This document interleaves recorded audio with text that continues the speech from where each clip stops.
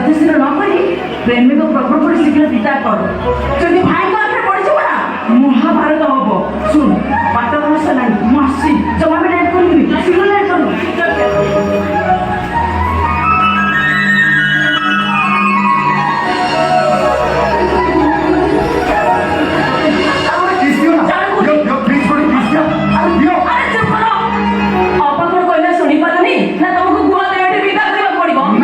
मोर एक छाई जे को जमा इच्छा नहीं मुझे कौन करियो इससे क्या आप की देबी तुम जाओ ना मुझे प्लीज तुम जाओ यो ना गोटे किस दियो अरे जाओ मुझे ना जुबली गोटे किस दियो धोती धोती भाई लगनी प्लीज तुम जाओ जाओ जाओ तुम रस्सी को मोड़िया से दिखाओ जाओ धोती जाओ जी भाई जाओ जी अरे सुना अरे बाबा को কথা থেকে শুনো বেইমান ঠকেবা মুয়ে বাহাবর কথা বি করে দেবি তবে কোন ভাবিছো মতে ঠকা দেই তবে চুপচাপ বাহাই যাও খারাপ পড়ি গেল বলি চড় মেড় করে ধরু চলো আরে আরে মু ধরি নাই মু ঠিক আছে দেখলো পুরা পুরি ঠিক আছে সামনে দাও সামনে দাও তাহলে মু তো বেকর ফুল মানে আলা বলে তো এমনি কাই হতো আরে বাবা মু কথা থেকে শুনো আরে কোন শুনে তো মতে এখন কইব না ইরা ମୋ ବାପାଙ୍କର ଅଧୈର୍ଯ୍ୟ ମୁଁ ହେଇପାରିବିନି ବିବାହ କରିବାକୁ ରାଜି ହେଇନଥିଲେ ବାପା ସୁଇସାଇଡ୍ କରିଦେଇଥାନ୍ତେ ଏକ୍ସାକ୍ଟଲି ଏଟା ମୁଁ ଠିକ ଏଇ କଥା କହିବାକୁ ଚାହୁଁଥିଲି ଯାହା ହଉ ତମ ମନ କଥାଟା କହିଦେଲ ଥାଉ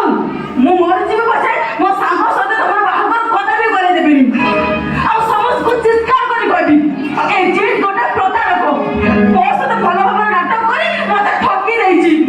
ଲୋକମାନେ ଶୁଣିଲେ ତମେ ଟିକେ ଚୁପ୍ ରୁହ ନାଇଁ ଚୁପ୍ ରହିବି ନାଇଁ ଚୁପ୍ ରହିବି ମୁଁ ସମସ୍ତଙ୍କୁ ଚିତ୍କାର କରି କହିବି ଚିତ୍କାର କରି କହିବି ଯାହା ମୁଁ କହିବୁ କଥାଟା ବୁଝିବା ଶୁଣିବା ନାହିଁ ଖାଲି ଚିତ୍କାର କରି କହିବି ଆରେ ବାବା କାହିଁକି ତୋର ପାଟି କରୁଛୁ କହିଲ ଆରେ ମୁଁ ବାହା ହଉନି ହଁ ତ ମୁଖ୍ୟ ଛଡା ନା ବଡ ଡ୍ରେସ୍ ପିନ୍ଧିଛ ମୁଣ୍ଡରେ ଚନ୍ଦନ ଟଙ୍କା ପିନ୍ଧିଛ ଆଚ୍ଛା ଏତେ ଲୋକଙ୍କ ଗହଳି ଭିତରେ ତମକୁ ଆଉ କେହି ଦେଖାହେଲେଣି ଏକା ମୁଁ ଦେଖାହେଲେ ଯେ ମୁଣ୍ଡରେ ଚନ୍ଦନ ଟଙ୍କା ପିନ୍ଧି ବଡ ଡ୍ରେସ୍ ପିନ୍ଧି ମୁଁ ଯାହା ଦେଖୁଛି ତମକୁ ପୁରା ପାଗଳି ହେଇଗଲ ତମେ ମତେ ପାଗରେ ସଜେଇ ଦେଇଛ ଏଇଥିରେ ତମକୁ 8 ଦିନ ଆକଟ କରୁଥିଲ ନା ମୁଁ ମୋ ସାଙ୍ଗକୁ ଗୋଟେ ଗୋଟେ କରି କହିବି ତମେ ଚିତ୍ର ଚରିତ୍ର ବିଷୟରେ ସେ ସବୁ ଜାଣିବା ଦରକାର ହ୍ୟାଲୋ ମୋ ଚିତ୍ର ଚରିତ୍ର ସଂହାର କରିବା ପୂର୍ବରୁ ମୁଁ କୋଉ ଭୂମିକାରେ ଅଭିନୟ କରୁଛି ସେ କଥା ବୁଝିବ କି ନାହିଁ ଅଭିନୟ ନାଇଁ କି ଅଭିନୟ ବାହାଘରଟା ତମକୁ ପିଲା ଭଳିଆ ଲାଗିଛି ଥରେ ହାତ ମୁଠି ପଡ଼ିଲେ କଥା ସଇଲା ବଡ଼ ସାଥି ଆସିଛ ମତେ କହୁଛ କଣ ମୁଁ ଅଭିନୟ କରୁଛି ମୁଁ ତ ଛୋଟ ଛୁଆ ନା ତମେ ବଡ ଛୁଆ ନା କିଏ କହୁଛି ତମେ ଛୋଟ ଛୁଆ ତ ପୁରାପୁରି ବଡ ହେଇଗଲଣି ବୁଦ୍ଧି ସୁଦ୍ଧି କିଛି ନାହିଁ ମୁଁ ବାହା ହଉନି ଆରେ ମୁଁ ବର ନୁହଁ ମୁଁ ମାର୍କୁଣ୍ଡି ମାନେ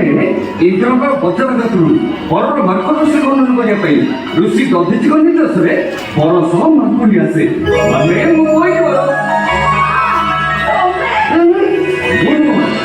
ତମ ସାଙ୍ଗ ମୋ ଭାଉଜରାଣୀ ହେବାକୁ ଯାଉଛନ୍ତି ସରି ଆଚ୍ଛା ବର କିଏ ମାର୍କୁଣ୍ଡି କିଏ ଜାଣିପାରୁନା ଗୋଟେ କଥା କହିବି କଣ ତମେ ନା ପରବେଶରେ ବହୁତ ସୁନ୍ଦର ଦେଖାଯାଉଛ ନା ଚଳିବ ଏ ଯା